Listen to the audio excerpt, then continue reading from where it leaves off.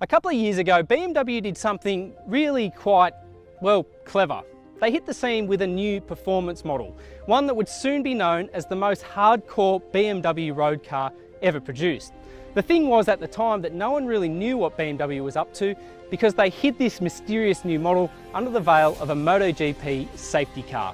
Now the production version of that very car has materialised. This is the M4 GTS, and to find out just how fast it is out on the track, we want to put it not in front of a MotoGP bike, but against a road-going version of one. That bike is BMW's 2017 S1000RR.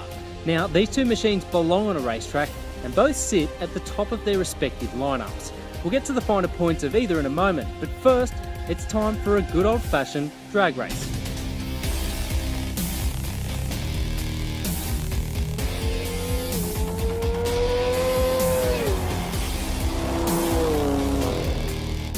Okay, so we have a comprehensive winner there, but there's more to this comparison than simply going fast in a straight line. So what exactly was BMW testing when this thing was the official MotoGP safety car? Well, among other things, this device here. It's a water injection system. Basically what it does is spray a very fine mist of distilled water into the intake manifold chamber. Does that sound confusing? It sort of does to me too, so why don't we just go for a drive and see what it really does. The water injection technology reduces the temperature of the intake air, allowing a higher turbo boost pressure and earlier spark timing. The resulting 368 kilowatts and 600 newton meters enables a 0 to 100 time of 3.8 seconds. There's also a full titanium exhaust system, coilover EMP suspension with adjustable rebound and compression settings, and sharper steering.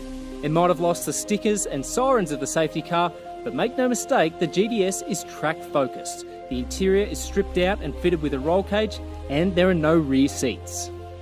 Now in some BMW circles, this thing is quietly referred to as the Widowmaker, and I can see why. Regular M4, you can just forget about that because this thing blows it out of the water. The power is mental. From down low on the rev range, it's quite similar to the M4, but then hit 5,500 RPM and that water injection system really comes to fruition. The other thing, this is a car that you need to learn. Actually, more than that, this is a car that you need to respect. You really need to sit in the driver's seat for yourself just to feel how strongly it pulls to 7.6. Absolutely insane. Ultimately, it's the feel of the M4 GTS that's most rewarding. Compared to the regular M4, everything feels sharper and more responsive. In fact, get comfortable enough with the car and it soon starts to move around through the corners. And that's where the fun really begins. When all that power overcomes the rear wheels, well, it does this. Even on the track, the M4 bobs and fidgets through corners. It's a little bit highly strung, and if I'm honest, it's kind of hard work, but it really rewards at a place like the Sydney Motorsport Park. So much fun. Next up, the S1000RR.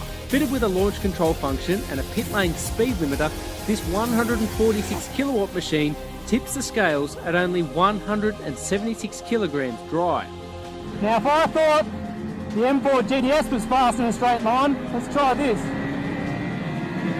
Holy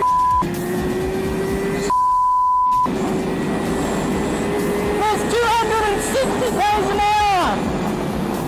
Wow, that is fast! That is scary fast.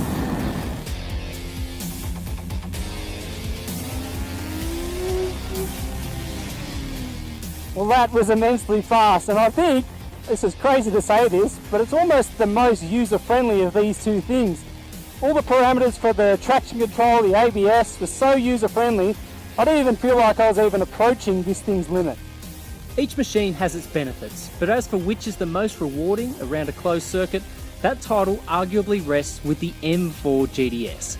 But in saying that, not everyone could live with the M4's hardcore suspension and sporty bias. So on that front, the S1000RR wins back crucial points. Okay, so full disclosure here, I would happily have either of these machines in my garage. They're both so impressive in so many different levels.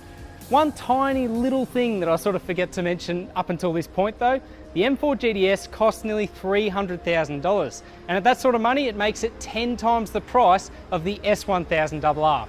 And there's one other small catch, There's only 700 of those things made, so it's not as though you can just walk into a dealership and put your order down, because they're all sold out. So as for which one is best if you want to just walk into a dealership and take it out to the track, well, I think there's only one choice.